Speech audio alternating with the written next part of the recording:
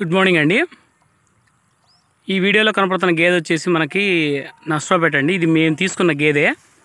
ఈ గేదెని ఎలా తీసుకోవాలి, ఎలా సెలెక్ట్ చేసుకోవాలి అనే దాని గురించి మాట్లాడదాం. ఈ గేదెని ఎంత రేటు పెట్టి తీసుకున్నామో కూడా చూద్దాం. చూడొచ్చు, ఈ గేదె అయితే కొంచెం మంచి నలుపు, పెద్ద సైజ్ అయితే, మోయినమైన సైజ్ అయితే ఉంది. మంచి రింగు బ్లాక్ కలర్ అయితే ఉంది. పొదుగు కూడా బాగానే పర్లేదు, లో కట్టే. చూడొచ్చు, ఈ గేదెని ఎలా తీసుకున్నామంటే, మాకు గేదె కావాలి, ఇట్లా గేదెల గురించి వీడియోలు తీస్తూ ఉన్నాం కదా, అలాగా ఒక రైతు పొలం వెళ్ళి మేపుకోవడానికి వెళ్తూ ఉంటే దారిలో బాబాయ్ ఏమన్నా గేదెలు అమ్మే ఉన్నాయా అని అడిగాము. అడిగితే ఒక గేదె అమ్మేది ఉందని చెప్పారు. బాబాయ్ కూడా చాలా పెద్ద వయసు, 70-80 ఏళ్ళు ఉంటాయి. వాళ్ళ వైఫ్ కూడా చేసుకోలేకపోతున్నారు. అందుకని ఒక గేదె ఇద్దాం అనుకుంటున్నాను. అయ్యా, ఇదైతే కొంచెం మిగతా అన్నీ కూడా సూడియే, 4 నెలలు 5 నెలలు. కాకపోతే ఏంటంటే ఈ గేదె ఏంటానికి దగ్గరలో ఉంది, ఇంకో నెల 15 రోజుల్లో ఇయ్యనొచ్చు అని చెప్పారు.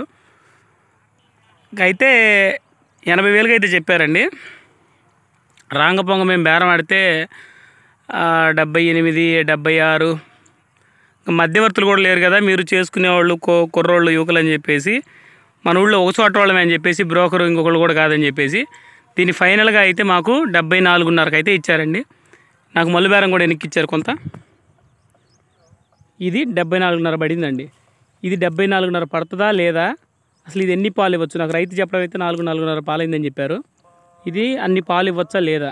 నేనైతే ముర్రుబిండి చూశానండి, చక్కడ దారులు అయితే వచ్చినాయి. థ్యాంక్ యూ అండి, thank you one and all.